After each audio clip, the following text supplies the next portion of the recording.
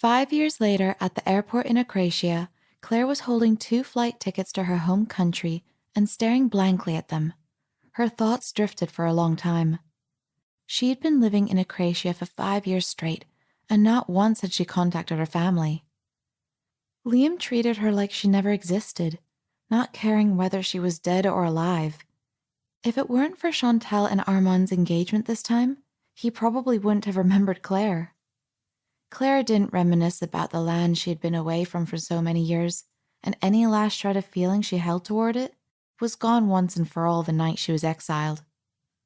While she was unwilling to return and meet those who had hurt her, she couldn't win against her father's threatening phone call. If she were to disobey him, he would inflict harm on her grandmother. Claire's grandmother was the closest family member she had in the world. At first, Claire wanted to bring her grandmother along to Acracia so that they could live together for the rest of their lives, but she had failed to sway her grandmother's determination in accompanying her late husband and daughter. In the end, Claire had no choice but to let her be. Her grandmother was the sole reason Claire would ever return home. She couldn't abandon her just like that. Mommy! Mommy! Amidst her trance, Claire heard a soft voice next to her. She looked down and saw a 4-year-old boy tugging at her sleeve lightly and reminding her of a solemn expression. Stop daydreaming. The plane is about to take off. Only then did Claire come to her senses, and the hatred in her eyes gradually faded into gentleness.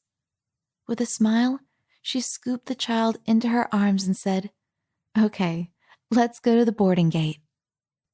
At that moment, a tall man dressed in a suit and leather shoes strode along the VIP passage. His face was stone cold as he headed toward the boarding gate, followed by 2 burly bodyguards behind him.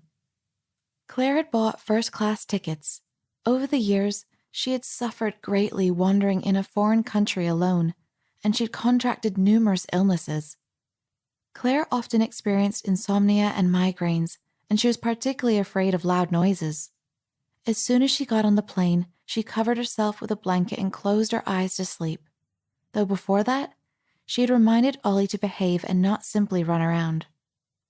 Ollie was the little boy's nickname, and Claire regarded him as her most precious treasure. The kid was obedient. He quietly remained in his seat as he played with the toy his mother had bought him. When he glanced at Claire next to him, he was quick to notice that she didn't look too good. Mommy? Holding onto the armrest, Ollie looked at Claire with a worried frown and asked, Are you not feeling well? Claire's throat itched and she couldn't help coughing a couple times. Her voice sounded strained as she replied, "I'm fine." After that, she realized that her words sounded unconvincing, so she looked at the boy with a small smile. "I'm a little thirsty." Without waiting for her to say another word, Ollie had already gone to get her a glass of water. Sometimes, Claire wondered who the boy had taken after. Despite his young age, Ollie was almost as sensible as an adult and mature enough to care for his mother. Before long, Ollie rushed over with a glass of water. However, before he could reach his destination, he collided with a man who was entering the plane. The glass in Ollie's hand tilted and the water spilled onto the man's shoes and trousers. Javier looked down at the water stains on his clothes, an unpleasant frown instantly forming on his face. "What are you doing? Don't you know to look where you're going?" I'm sorry. I didn't mean it. Ollie apologized repeatedly with a glass in his arms. When he looked up and saw the man's face, he froze on the spot. The man was really tall with firm and broad shoulders. He looked exactly like what Ollie thought his father looked like. Ollie's lip quivered slightly. The longer he stared at the man in front of him, the more emotional he became. After a few seconds, Ollie's eyes flickered and he lunged forward to hug Javier's calf while calling, Dad! The 2 bodyguards behind Javier were stunned.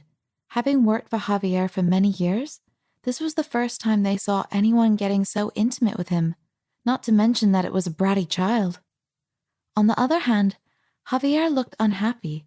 He immediately removed the boy's small hand from his leg and warned coldly, "Don't go around calling strangers that I'm your father."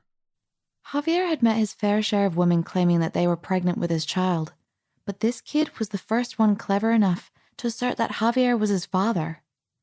Ollie stared at Javier's face intently, feeling utterly confident as he said, You are my dad. Why did you leave me and Mommy? Slowly, Ollie sounded more and more aggrieved, his lips forming into a pitiful pout. Upon hearing his words, the passengers at the side looked over in their direction curiously. The commotion eventually woke Claire from her sleep. She opened her eyes and looked to the source of the noise, then realized that her son was standing in the middle of a crowd, hugging a stranger's leg and unwilling to let go. I'm sorry. Hurriedly, she got up and rushed to the front, awkwardly pulling Ollie's hand. He must have mistaken you for someone else. Ollie, let go right now. Subconsciously, Claire felt that it was odd for the usually obedient Ollie to refuse to listen to her. He insisted on latching onto the man's leg while biting his lip tearfully, showing no sign of letting go. Javier was cold-hearted in nature, but at the sight of the child's miserable expression, his heart inexplicably softened a little. With a frown, he scolded Claire. Just how are you carrying out your duties as a mother?